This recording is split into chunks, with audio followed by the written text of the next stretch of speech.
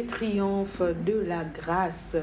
Et donc, c'est le premier pas de cette semaine. Nous sommes en train de poser les bases qui nous permettront de naviguer toute la semaine. Le triomphe de la gloire, Pasteur Junior, le pasteur l'a dit ce matin, c'est bien réel, le triomphe de la gloire, de la grâce. Et ce n'est pas nous qui commençons ces triomphes, ça a commencé il y a bien longtemps. Et ce récit est tellement éloquent que ça nous montre comment la grâce triomphe ce matin. Oui, la grâce triomphe toujours. La grâce triomphe toujours et la grâce, au fait, nous a accordé la victoire avant même que le combat ne soit. Amen. Parce que la grâce a précédé nos problèmes, nos difficultés. Et je crois même les passages qu'on a partagés, si on réalise que Dieu est avec nous, et c'est le même Dieu qui a déjà fait ces choses bien avant, nous ne serons pas en train de paniquer comme les enfants d'Israël, nous ne serons pas en train de murmurer, de se plaindre face aux obstacles de la vie. Mais nous serons confiants parce que nous savons que dans cette affaire, nous avons celui qui donne la victoire et qui nous a déjà donné la victoire. Donc Dieu veut que nous puissions avoir cette confiance vis-à-vis de lui et nous serons surpris quand on se confie à Dieu et nous serons surpris de voir ce qu'il fera. Amen. Donc la foi, Dieu l'honore toujours. Amen. Amen. Amen. Sœur Joyce, j'ai aimé ce que notre papa est en train de dire ce matin déjà. Il a dit les ennemis que vous voyez, les combats que vous voyez. Par moments, on a peur, alors que ça sert à faire éclater simplement la gloire de Dieu. Quelle est notre dimension de foi et de comprendre les choses avec une maturité, parce que ça vient aussi encourager quelqu'un ce matin. Ça vient encourager quelqu'un ce matin. Il y a beaucoup d'années en arrière, j'étais en train de lire ce verset, bannis l'inquiétude, car tu n'as rien à craindre. J'ai dit, si quelqu'un vient me dire que je n'ai rien à craindre, alors il sait où je vais. Ou bien il vient de là où je... là où moi je suis censé aller. Lui, il revient de là. Donc il a déjà vu le terrain. Il a déjà vu le terrain. À un moment donné, par exemple, même quand on prend le contexte du verset dont on parlait, le Seigneur savait déjà que la victoire sera grande. C'est ça. Mais se retrouve en face d'un peuple qui est en train de... qui est saisi de frayeur. Une panique. Oh, vous disiez que vous n'étiez pas bien en Égypte. Oh, on nous maltraite. Oh, et tout.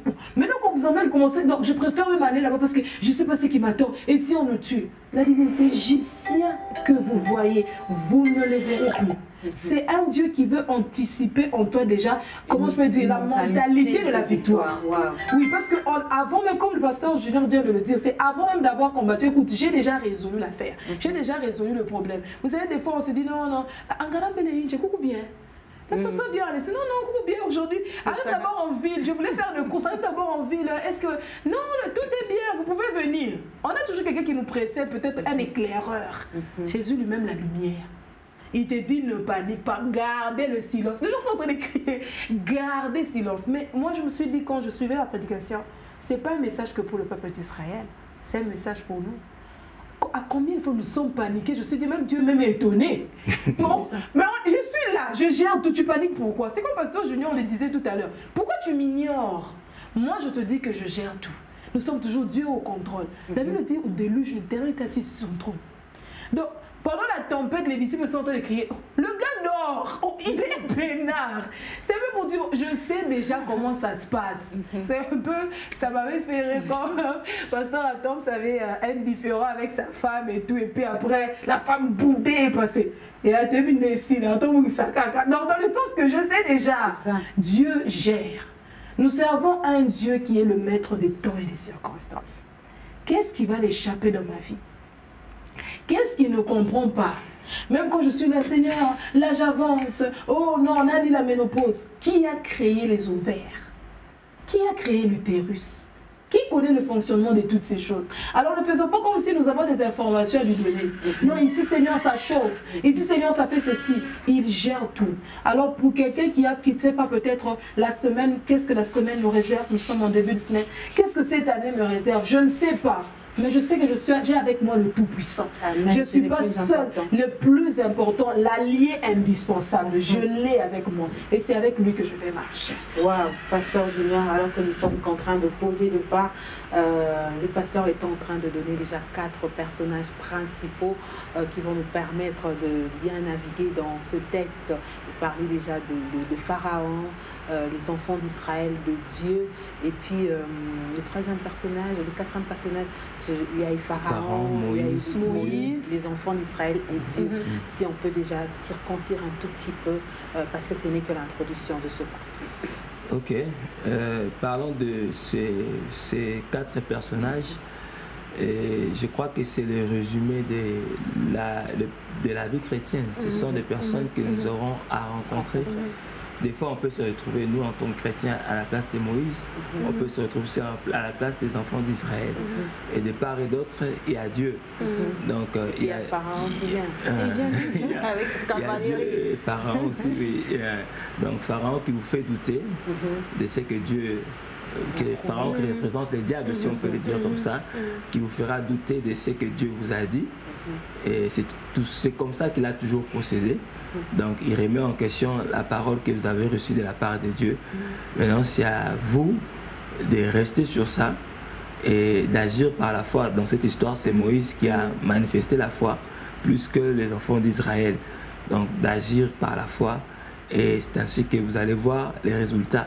Parce que, comme on a dit, la grâce a précédé, Dieu connaît déjà ce qui va se passer. Et si Dieu a permis, c'est qu'il a la solution déjà à ces problèmes-là. Au lieu de parler du problème, de Dieu, de son problème, c'est mieux de parler de parler à son problème de Dieu. Parce que Dieu est plus grand que ton problème. Et quand tu parles à ton problème de Dieu, tu vas plus commencer à développer ce qu'on appelle la louange des actions de grâce. Tu vas dire que mon Dieu est plus grand que ces problèmes que je rencontre. Mon Dieu est plus fort que toi. Et je crois que ce sont ces genres de prières que nous devons apprendre à faire. Donc, si nous faisons des prières de cette manière, au lieu de se plaindre, on pense que quand on se plaint, Dieu n'est pas un homme. Dieu n'est pas un... Même les hommes aussi, même quand on vient pleurer auprès d'eux, ils compatissent, mais ils ne font rien. Ils ne font rien parce qu'ils sont aussi limités. Ce sont des hommes comme vous et moi et ils sont aussi limités. Mais Dieu veut que nous puissions plus montrer sa grandeur à nos problèmes. Et quand tu commences à le faire, tu vas plus commencer à louer qu'à te plaindre, qu'à te lamenter. Et ta prière, ça sera plus devant Seigneur. Oui, je sais que la maladie est là. Bon, gloire soit rendue à toi parce que je sais que par tes meurtrissures, tu m'as déjà guéri de cette maladie. Même si je sens la douleur dans mon corps, je sais que tu as déjà porté cette douleur. Et toi, douleur, ta place n'est pas dans mon corps. Va dans le corps de Christ. Tu parles comme ça. Et tu verras que ta prière va prendre une autre dimension. Tu vas prier différemment comme les autres. Les autres pensent à force de faire des gestes, de crier, que ça change des choses, mais il faut prier avec la connaissance. Amen. Amen. Wow. Très bon départ. C'est le pain qui commence. Nous sommes dans Exode 14, du 1er au 14e verset. Nous sommes en train de poser les bases. Le pasteur Junior l'a bien éclairé. On a 4 personnages qui sont aussi notre vie actuelle. On a adapté, on a fait l'implication dans notre vie actuelle. Et on va voir tout au long de cette semaine les rôles de chaque personnage et comment Dieu a intervenu et comment Dieu précède dans chaque événement. Parce qu'il a dit, la grâce nous précède. C'est donc ces messages qui nous accompagnera tout au long de cette semaine, mais également de cette journée. La grâce te précède. Ça doit être une assurance pour toi. Toi qui empruntes un chemin inconnu. C'est vrai qu'il est inconnu de nous, mais il est connu de Dieu parce que c'est lui l'ancien de jour. S'il te dit avance, Sœur Jess l'a dit, c'est parce qu'il est la lumière. Il a déjà vu ce qu'il y a devant. Et c'est ce que nous verrons tout au long de cette semaine. Mais avant de terminer la semaine, nous vous rassurons de la présence de Dieu qui est avec vous parce qu'il vous accompagne.